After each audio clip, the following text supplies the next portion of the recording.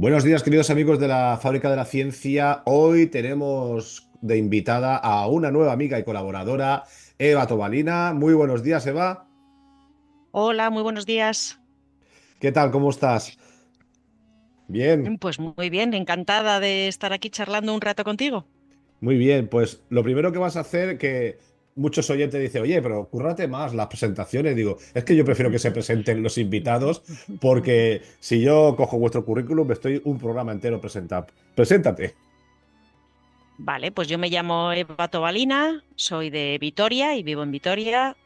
Soy doctora en Historia Antigua, me doctoré en la Universidad de Navarra. Actualmente estoy impartiendo clase de Historia en los grados de Historia y Humanidades de la UNIR, de la Universidad Internacional de La Rioja, pero también me dedico al ámbito de la divulgación. Imparto cursos y conferencias y entra dentro de lo posible que a alguno de los oyentes les suene porque imparto conferencias para un canal relativamente conocido en lengua española, que es el canal de Raíces de Europa. Y además de todo eso, pues recientemente, el 30 de octubre, hace mes y medio, publiqué un libro sobre la ruta de la seda. Que de ese libro vamos a hablar ahora. Yo te conocí a través del canal Raíces de Europa y la verdad que os recomiendo mucho a vosotros, los seguidores de la Fábrica de la Ciencia, que miréis este canal de Raíces de Historia y sobre todo las conferencias de Eva, porque son apasionantes. Yo siempre, el otro día estuve hablando con unos colegas que me dijeron, ostras, has conseguido una entrevista con Eva y tal, y digo, ¿también la conocéis? Sí, sí. Es que Eva es apasionante. Cuando imparte una conferencia, la verdad es que da gusto escucharte. Caramba, pues muchísimas gracias. A mí la verdad es que me gusta mucho la docencia, me gusta muchísimo contar cosas, sobre todo porque para mí es una experiencia compartida. Supongo que también te sucederá a ti, ¿no?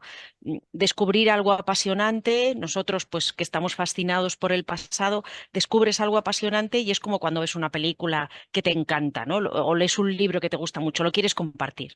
Entonces, para mí la divulgación es compartir, ¿no? Compartir esa fascinación, ese disfrute, esa maravilla que sientes cuando te das cuenta de lo hermoso y lo apasionante que es el pasado. Entonces, para mí es muy gratificante cuando ves que efectivamente el público disfruta también, ¿no? Y aprende y comparte contigo esa sensación de maravilla y de fascinación.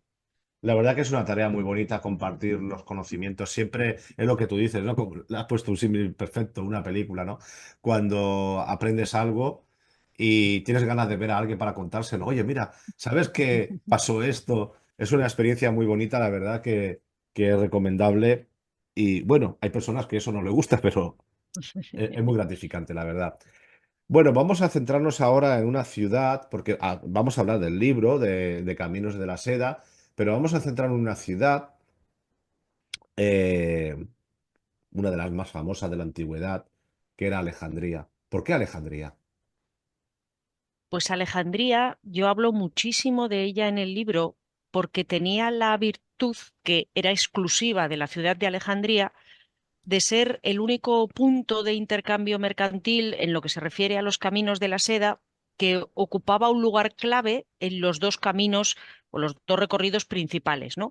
Por un lado, Alejandría era clave dentro del recorrido terrestre de la ruta de la seda, las mercancías que llegaban desde el norte de China, atravesando Asia Central, Persia, Mesopotamia, llegaban hasta la zona de Siria, hasta el oasis de Palmira, por ejemplo, y ahí el camino se dividía en dos ramales. Uno bajaba por Damasco, por Gaza y llegaba finalmente a la ciudad de Alejandría, que actuaba como gran puerto redistribuidor de mercancías hacia el Mediterráneo, y otro de estos ramales de la ruta de la seda terrestre, ya a partir del siglo IV, atravesaba Anatolia y llegaba hasta Constantinopla, que también actuaba como punto de distribución de las mercancías hacia Europa. Pero también hay un ramal marítimo de la Ruta de la Seda, hay un recorrido marítimo de la Ruta de la Seda que sale de los puertos de la costa del sudeste asiático y atraviesa el estrecho de Malaca y pasa por la India y luego por el Golfo Pérsico y el Mar Rojo, y esta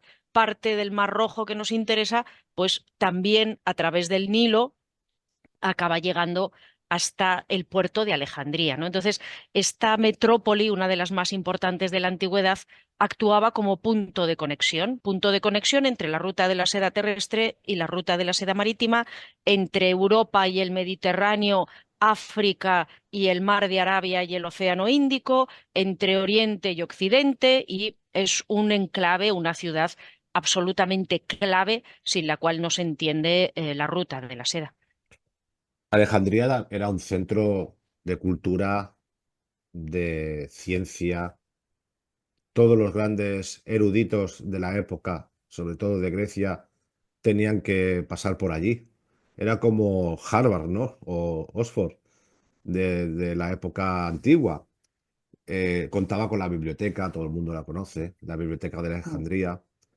Y ahora nos estás contando también un puerto importante, un puerto comercial muy importante en la antigüedad.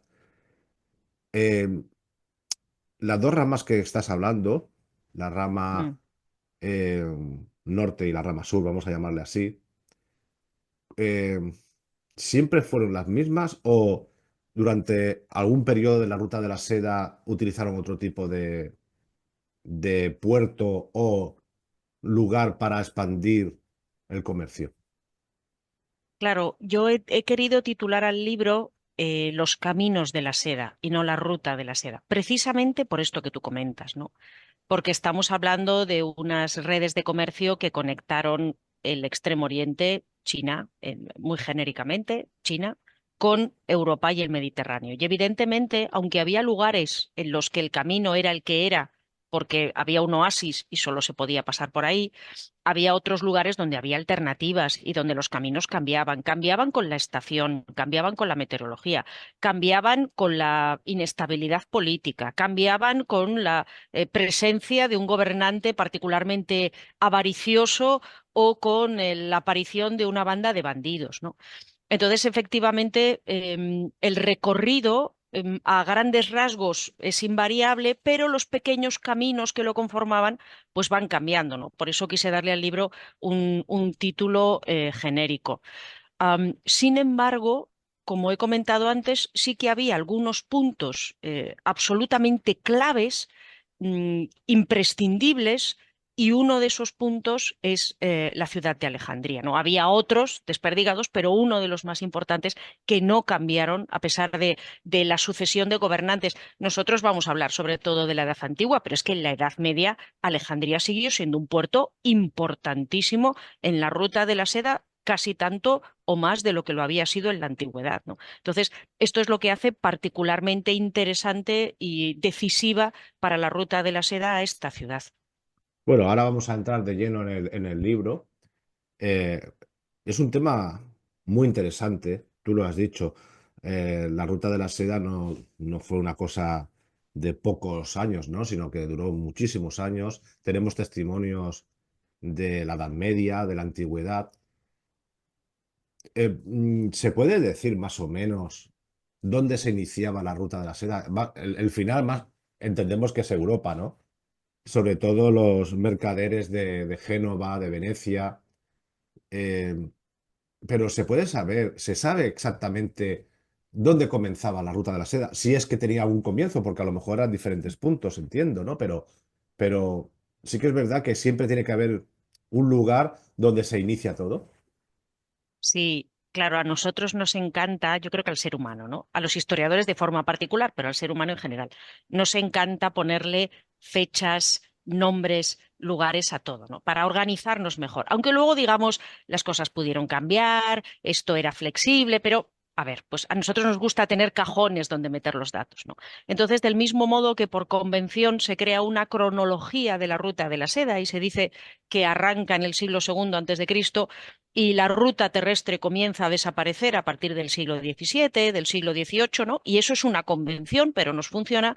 también hay una convención sobre el origen y el final de la ruta de la seda, ¿no? El final se suele situar, el final o el origen, porque también es una convención que Mm. son los dos puntos de una misma recta, ¿no? Entonces, ¿cuál es el principio y cuál es el final? Esto es voluntario o interpretativo, pero bueno, el final se suele ubicar en Constantinopla, en Venecia, si queremos ser más generosos, en las repúblicas mercantiles italianas o en los grandes mercados de Europa Occidental, y el origen se suele situar en China, ¿no? Se suele ubicar, en el caso del recorrido terrestre de la Ruta de la Seda, en el Valle del Río Amarillo, concretamente en la ciudad de Chang'an, que es probable que a los oyentes no les suene mucho, pero se corresponde con la moderna Xi'an, y ahí ya nos suenan los guerreros de Xi'an y la tumba del primer emperador, porque esa fue Chang'an fue la primera gran capital de China, de la China imperial, ¿no? Entonces, de ahí arrancaba el recorrido terrestre. Y luego el recorrido marítimo nacía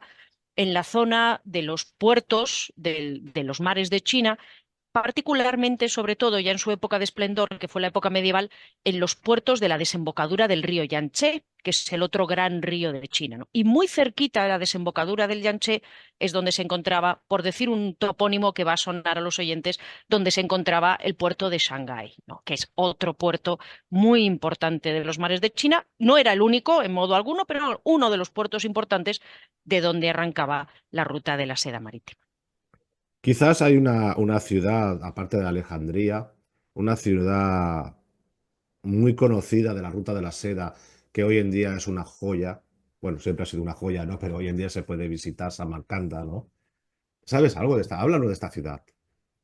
Claro, Samarcanda es uno de estos lugares que te he comentado antes que eran casi casi inamovibles en el recorrido porque era un oasis y el camino, si quería pasar por esa zona, pues tenía que pasar por Samarcanda, ¿no? Que está a la vera de un río que nace en las montañas y desemboca en el Amudaria, el viejo río Oxus, el río Zarafsan.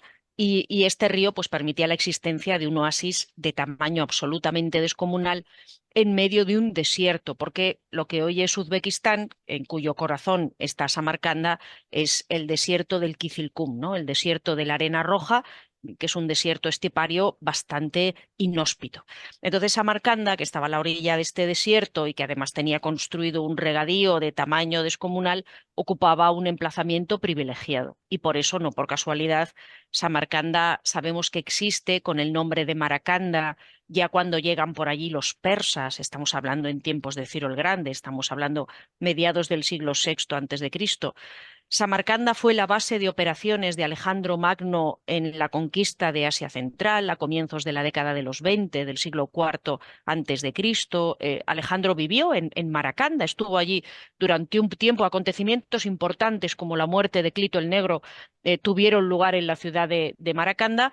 Y después la ciudad siguió siendo un centro de comercio, un centro de contacto entre Oriente y Occidente absolutamente clave durante la Antigüedad y durante la Edad Media. Luego ya, cuando empezó a decaer la ruta de la seda terrestre, Samarcanda también entró un poquito en el olvido, entró también un poquito en el abandono, pero recientemente, gracias al redescubrimiento de la Ruta de la Seda, pues han restaurado todos los monumentos. Cualquiera que haya ido no habrá visto que está todo perfectamente restaurado, es muy espectacular y ahora es una de las ciudades turísticas más atractivas de Asia Central, si no la más atractiva de toda Asia Central. Tenemos un embajador de la ruta o el camino de la seda, ¿no? Muy conocido, Marco Polo, pero seguro que hubieron otros viajeros que hicieron este recorrido y contaron en sus escritos, contaron todo lo que sucedía. Esa ruta de la seda tendría que ser una de las aventuras más apasionantes de la historia de la humanidad, porque te podías encontrar de todo, desde monzones o contrabandistas, ladrones de caminos. Eh, Cuéntanos, ¿hay algún testimonio aparte del famoso Marco Polo? ¿Hay algún testimonio que hablara de esta ruta, de estos lugares maravillosos que te podías encontrar en esta ruta?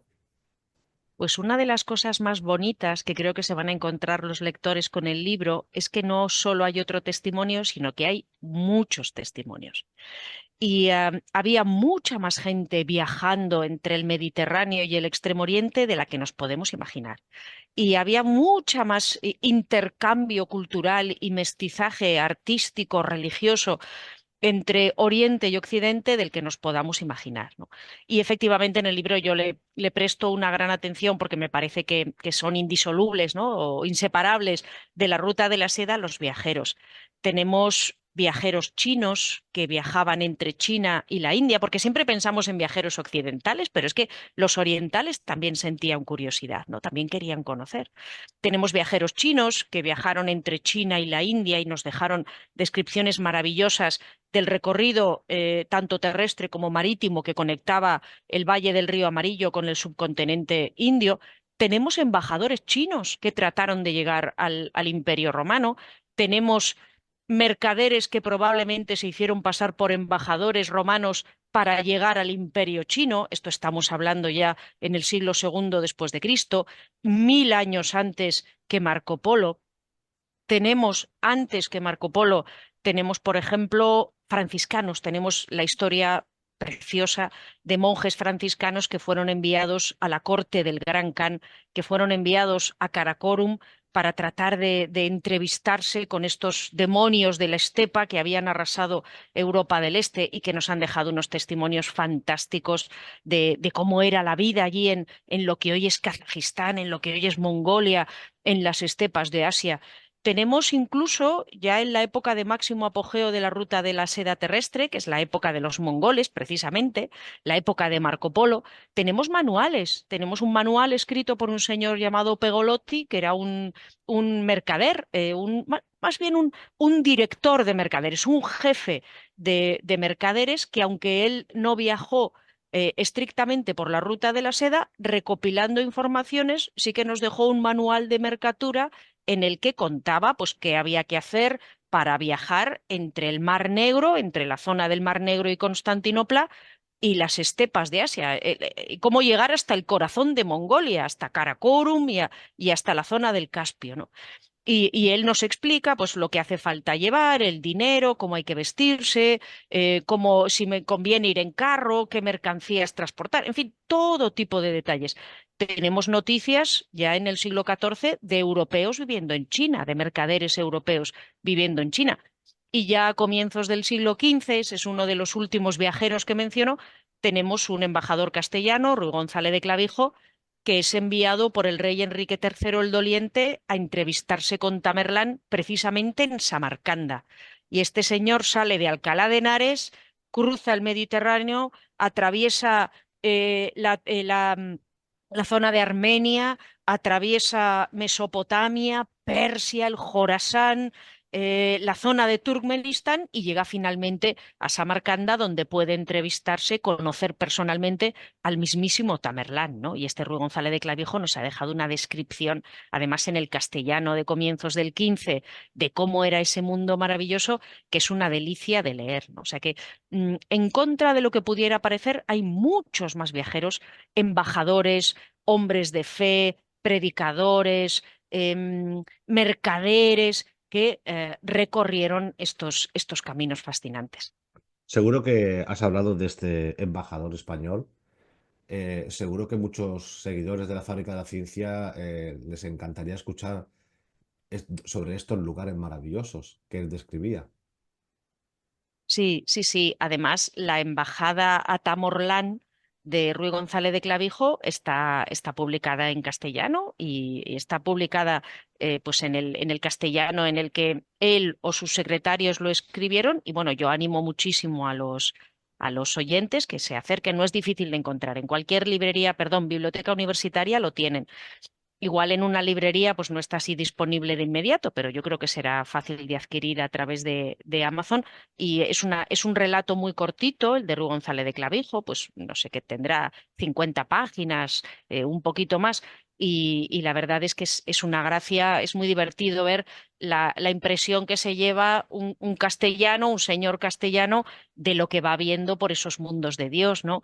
Cuando ven por primera vez una jirafa, como la describen, cuando ellos llevan de regalo a Tamerlán, llevan paños escarlata, llevan halcones gerifaltes, llevan objetos de plata, copas, platos de plata, y luego se van encontrando otros embajadores que llevan de regalo a Tamerlán avestruces, jirafas, camellos cargados de riquezas increíbles y tienen un miedo tremendo, ¿no?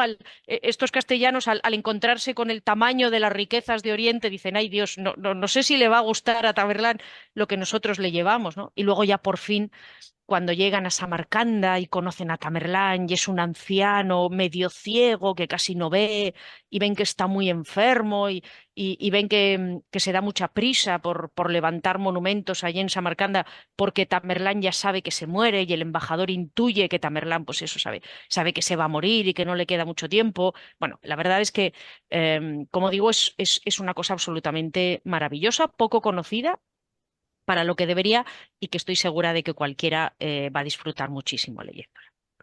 Y ahora voy a hablar de un tema un poco extraño, ¿no? Pero estamos cerca de las Navidades, un poco extraño desde el punto de vista científico, porque tampoco está demostrado, pero sí que es verdad que cada vez hay más, más seguidores, historiadores que dan por hecho que Jesús sí que es verdad que existió.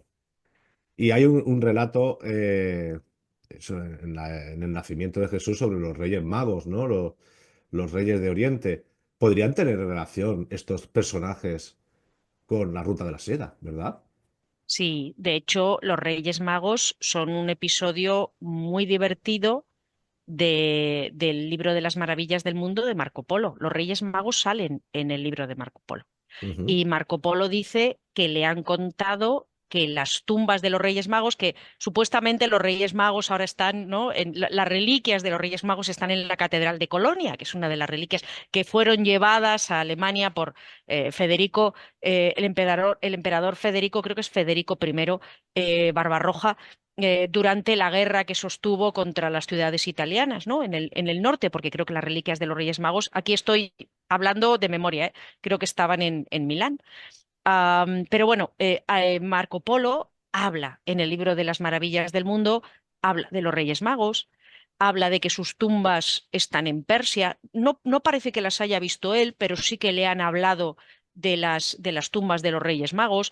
Él habla de que la tumba de uno de los reyes estaba en la ciudad de Kashan, que es una ciudad de mercaderes, es una ciudad que además hoy si se visita, lo más bonito de Kashan son las casas de los mercaderes de seda que tenían unas mansiones absolutamente espectaculares. Kasán era una parada caravanera de cierta importancia y Marco Polo dice que las gentes de allí le hablaron de los Reyes Magos, le hablaron de cómo habían llegado a conocer a Jesús, de los regalos que le había hecho Jesús, que cada uno de los Reyes Magos había entrado a ver a Jesús por separado y uno se había encontrado a un niño, otra a un joven y otro a un hombre anciano bueno, pues como sucesos milagrosos, extraños, ¿no? Que habían tenido lugar alrededor de esa visita. Así que sí, la historia de los Reyes Magos está relativamente vinculada con la ruta de la seda y desde luego para los hombres de la Edad Media